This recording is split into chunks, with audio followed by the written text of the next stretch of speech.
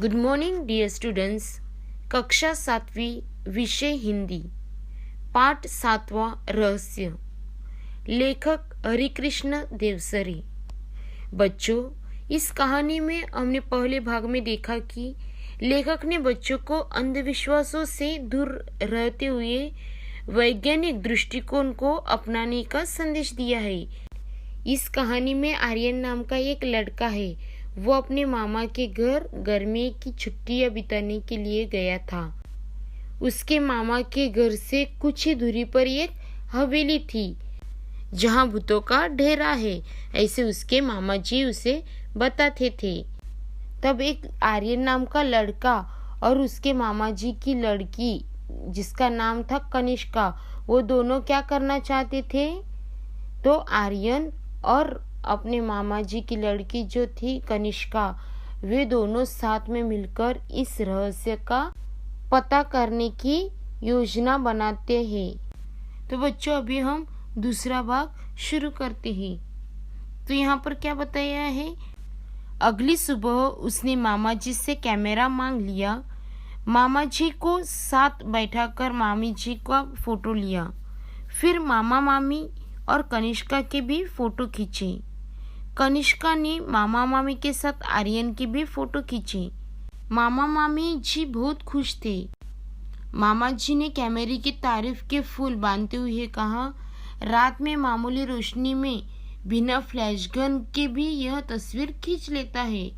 कमाल का लेंस लगा है इसमें।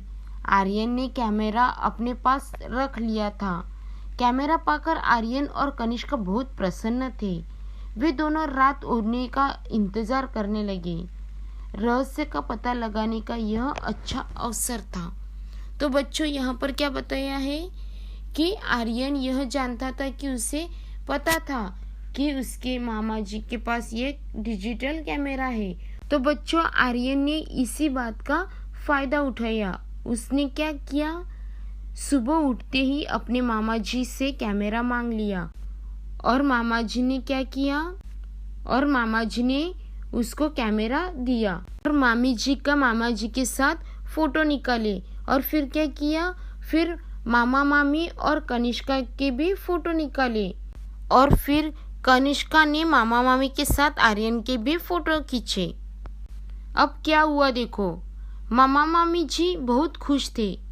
मामी जी ने कैमरे की तारीफ के फूल बांधते हुए कहा, रात में मामूली रोशनी में बिना फ्लैश गन के भी ये तस्वीर खींच लेता है। यानी बच्चों कि यहाँ पर क्या बताया है कि मामा जी अपने कैमरे की तारीफ करते हुए कहता है कि फूल बांधे, यानी प्रशंसा की। उन्होंने क्या प्रशंसा की कि यह कैमरा जो है वो क्या है? बिना फ्लैश गन, यानी रात में मामूली रोशनी में, यानी बिना फ्लैश गन के भी तस्वीरें खींच लेता है। मतलब फोटो खींच लेता है। ज़्यादा रोशनी की ज़रूरत नहीं होती। इस कैमरा का लेंस अच्छा है। अब आर्यन ने कैमरा अपने साथ रख लिया था। तभी क्या हुआ? तब कैमरा पाकर आर्यन बहुत खुश हुआ। वे दोनों रात होने तक इंतजार करने लगे कि कब रात होगी और वे दोनों हवेली के रहस्य का पता लगा सके। अंधेरा होते ही दोनों घर से निकल पड़े। हवेली सामने थी। अंदर से हंसी और कहो की आवाज़ें सुनाई पड़ रही थी। आर्यन और कनिष्का ने चारों ओर ध्यान से देखा। कहीं कोई खतरा नहीं था। वे दबे पांव हवेली में चले गए। बीचों बीच एक बड़ा कमरा था। उसका दरवाजा अंदर से बंद था। खिड़कियां नीचे से बंद थी लेकिन ऊपर से खुली थी। तो बच्चों, इस परिच्छेद में क्या बताया है कि अंधेरे होते ही, यानी बच्चों रात होते ही दोनों बच्चे कहाँ गए? घर से निकल गए। हवेली वहां ही सामने थी। हवेली के पास पहुंचते ही उन बच्चों को उस हवेली के अंदर से हंसी और कहो की आवाजें सुनाई पड़ रही थी, यानी जोर से हंसने की आवाज सुनाई पड़ रही थी।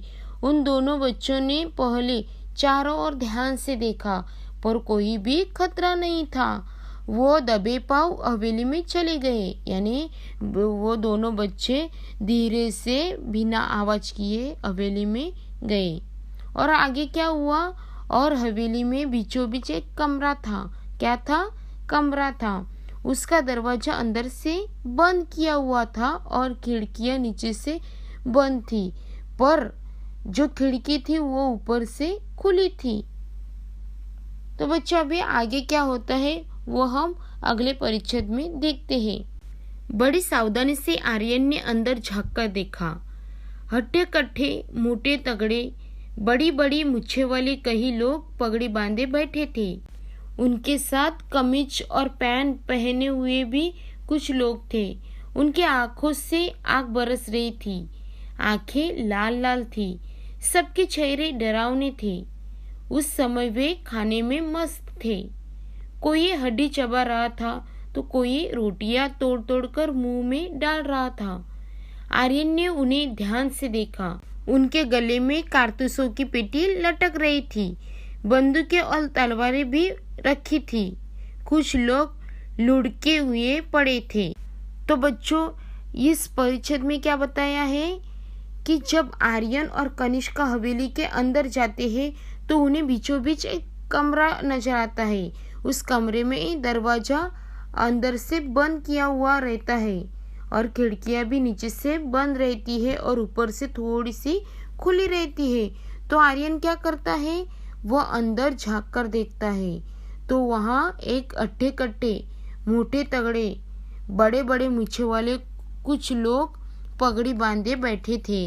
और उनके साथ कौन थे? कमीज और पैंट पहने हुए। और उन लोगों की आंखें एकदम लाल लाल थी और उन सबके चेहरे डरावने थे। उसी समय वे खाने में मस्त थे। यानी कोई हड्डी चबा रहा था तो कोई रोटियां तोड़ तोड़ कर मुंह में डाल रहा था। तब आर्यन ने उनसे ध्यान से देखा तो उसने क्या देखा? उनके गले में कारतूसों की पेटी थी, लटक रही थी। बहुत सारे बंदूकें और तलवारें भी रखी थी। कुछ लोग यहाँ वहाँ लुढ़के पड़े थे। तो बच्चों यहाँ पर हमने दूसरा भाग देखा है। आशा करती हूँ कि यह आपको अच्छी तरह से समझ में आया होगा। धन्यवाद।